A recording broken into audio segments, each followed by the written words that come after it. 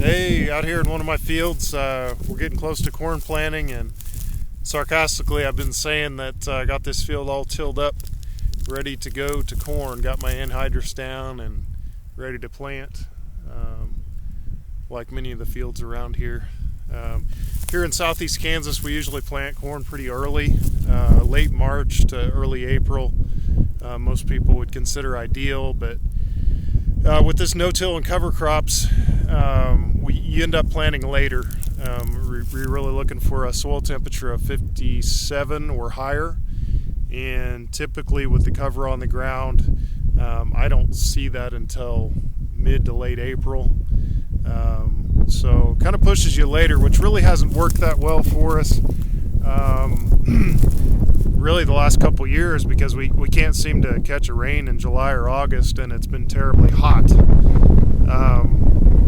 But I know that if I'm gonna try to build soil carbon and protect the soil and build those microbes, I need a cover crop, and if this is what I need to do that, that's what I want to do. It'll be a long-term payoff, not a short-term payoff. And I also really don't like the erosion, that I see from these tilled fields. I've seen that long enough. I've seen some of these fence rows on our farms that are, fence posts buried 2 foot deep with soil. Well, that's because of all of our tillage, and I'm ready for that to stop.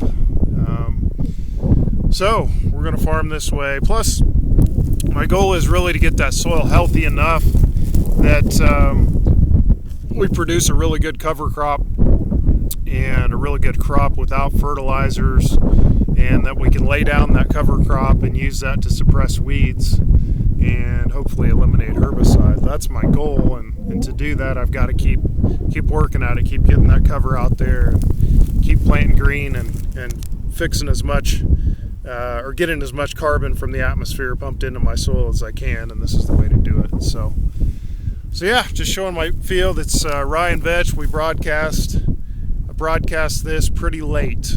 Really, harvest was kind of late last year, and it got wet. We couldn't get harvested. I think I broadcast this actually first week in December, I believe. So really late. I've got a decent stand, but it's pretty small. I think it'd been a lot better if we would have got it out here earlier. And it's had some fertilizer broadcast on it, but it's struggling for nitrogen. It really needs more nitrogen. On the other hand,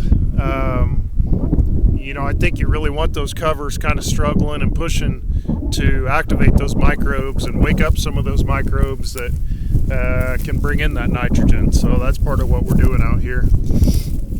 So hopefully here in a couple weeks, maybe I'll be planting corn into this, and probably, I don't know, depending on how things go, I'll definitely use herbicide on it, but we may roll it down as well, kind of depending on what it looks like. That cover, it's got to be thick enough and tall enough to really for it to make sense to roll it down. The other thing you run into is crop insurance, because if we get past May 15th, I believe we start losing our crop insurance, and I really don't want to push that. That's a big risk for me to lose that, and that's another discussion that I really don't our system really sucks in that if you're honest and report your planting dates right, you can lose your crop insurance when you're trying to do things to build soil and protect soil. So that's something that needs to be changed. I wish I could get a hold of whoever at the Department of Agriculture and get that changed.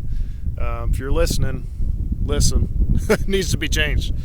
And one of the things is I just like to be honest. I like to be honest as a follower of Jesus, and so reporting an dishonest crop planting date, I don't want to do that. So, all right, that's all I got. See ya.